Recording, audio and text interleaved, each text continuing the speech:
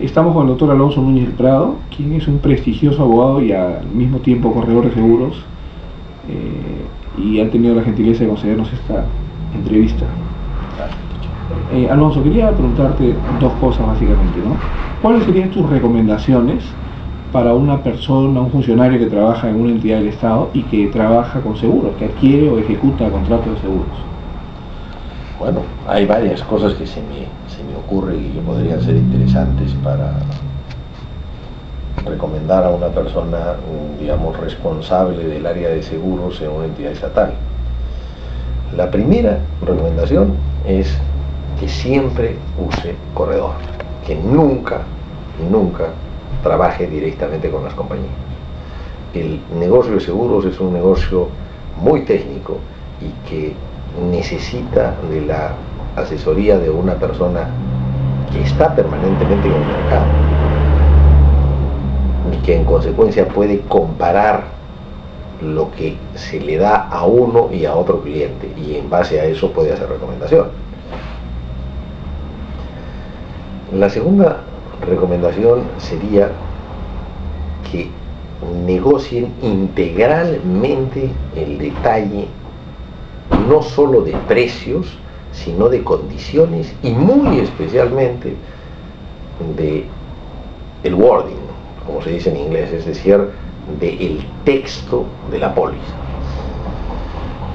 Creo que es central ponerse a revisar textualmente lo que dice el contrato, las cláusulas que eventualmente se van a incluir.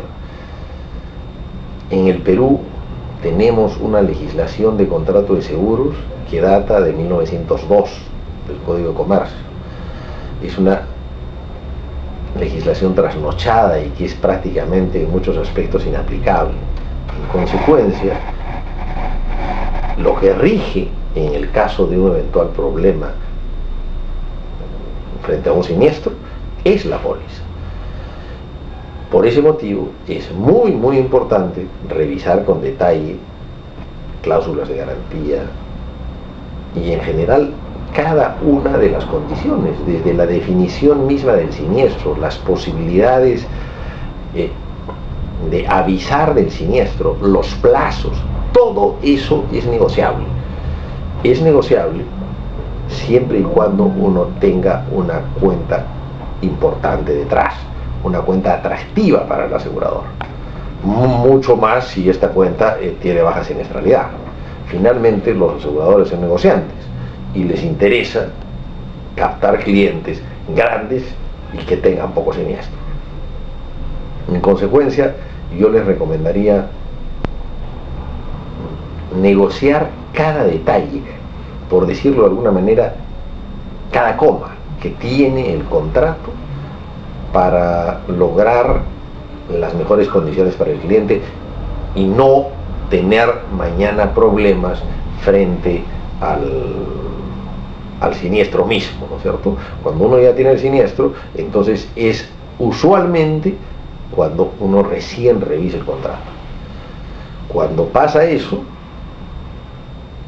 uno, digamos, ya no tiene nada que discutir porque el contrato ya existe, ya la póliza se ha emitido, está vigente y muchas veces viene de mucho tiempo de atrás de renovaciones y en consecuencia no hay mucho que discutir, sino apegarse a lo que ya está escrito. Entonces es como curarse en salud, ¿no? Se trata de negociar las cosas desde el principio, y en ese aspecto creo que es muy útil recurrir al abogado interno de la entidad estatal o eventualmente contratar a un abogado especialista en seguros para que haga una evaluación y haga recomendaciones previas. Si ya tienen los programas de seguros vigentes y funcionando, contraten abogados especialistas en seguros para que les hagan lo que denominamos una auditoría legal de seguros, que les revisen los contratos, que les recomienden qué deben cambiar, qué deben exigir. Hay cosas que podrían ser triviales, como por ejemplo el monto que se cobra por derecho de emisión. El derecho de emisión en realidad es el costo de emitir las pólizas, el costo administrativo que tiene la póliza. Sin embargo, las compañías de seguros no tienen establecido un costo en base a un porcentaje de la prima, lo que en realidad no resiste ningún análisis. El costo de emisión de una póliza debería tener ser un costo fijo. No se puede emitir una póliza, debería costar, no sé, pues 500 soles, 1000 soles o 200 soles o lo que fuera, pero un costo establecido y fijo, y no una proporción de la prima, porque una póliza para cubrir 200 millones de dólares o una para cubrir 20.000 dólares van a ser muy similares. O sea, no va a haber una gran diferencia ni un gran esfuerzo adicional para emitir la póliza. El tema de cláusulas de garantía, que usualmente las compañías de seguro incluyen en las pólizas cuando las emitan, es central. Revisen este asunto, porque las cláusulas de garantía normalmente eliminan la cobertura. Es decir, que si uno no ha cumplido con la garantía establecida en la cláusula, se queda sin cobertura. Y eso, con mucha frecuencia, se resulta descubriendo recién en el momento del siniestro. El tema de seguros es un tema, como la mayor parte de asuntos, que hay que verlo, digamos, previamente, no cuando uno ya tiene la enfermedad. En tu experiencia, Alonso, ¿cuáles son las principales razones por las cuales un asegurador rechaza un siniestro o paga menos de lo que el asegurado espera, sea para entidades públicas o privadas en general? Bueno, es una muy buena pregunta, porque nosotros, digamos, tendemos a ver las cosas de una manera que no necesariamente son las verdaderas. Las compañías de seguro, diría yo, que en general tratan de ser más o menos limpias y transparentes en el pago de sus siniestros, a pesar de que los contratos las favorecen radicalmente. O sea, muchas veces no usan contratos para rechazar siniestros. Sin embargo, si tienen la más mínima sospecha respecto de algún tipo de fraude o algo que les suene raro en el siniestro, ahí sí usan todas las ventajas que se han construido al emitir las pólizas. Otras razones que llevan a rechazar siniestros son el exceso de siniestralidad. Definitivamente las compañías de seguros, frente a cuentas altamente siniestrosas, tienden a ser, sin ninguna duda, muy complicadas. Empiezan a ser difíciles, a buscar maneras de que la siniestralidad baje, porque de alguna manera los funcionarios a cargo son medidos en base a eso. El área técnica o el área de reclamos es evaluada en base a qué resultados obtiene. Entonces ese es otro tema importante.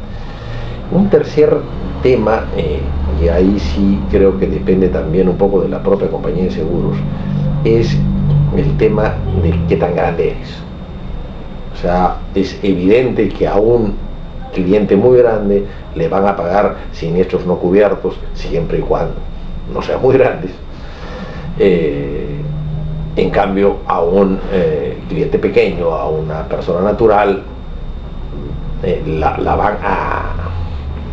le van a rechazar siniestros con mucho más facilidad. Entiendo. Y una última pregunta, Alonso. Pensando siempre en funcionarios del Estado, ¿no? ¿Tú crees que el Estado cumple con las cláusulas de garantía que normalmente se exigen en las pólizas, o hay un problema de cumplimiento ahí? Bueno, mi sensación, y que me disculpen muchos de los departamentos de seguros de las empresas estatales, es que hay falta de profesionalismo y eventualmente eso puede tener causas en falta de presupuesto, ¿no es cierto? O sea, que los departamentos de seguros de entidades estatales grandes, sobre todo, que deberían tener equipos de personas, de lo que llamamos en países desarrollados administradores de riesgos, pues cuentan con una sola persona y con un presupuesto mínimo que no les permiten hacer una revisión detallada de las pólizas y en consecuencia muchas veces incumplir cláusulas de garantía porque no les hace mucho caso, porque no hay presupuesto para cumplirlas, hay poca voluntad para hacerlo. Hay un sinnúmero de razones que llevan a que esto sea con mucha frecuencia incumplido y en consecuencia rechazado el siniestro después y tener que estar en la necesidad de estar pidiendo pagos ex gratia, o sea, pagos de favor y cosas similares. Alonso, muchísimas gracias por esta entrevista, la valoro mucho, espero que los participantes en este curso lo hagan también, sobre todo por la autoridad de quien está hablando y por la decencia y la seriedad que me consta de Alonso. Muchas gracias, Lucho. Gracias. Te agradezco mucho.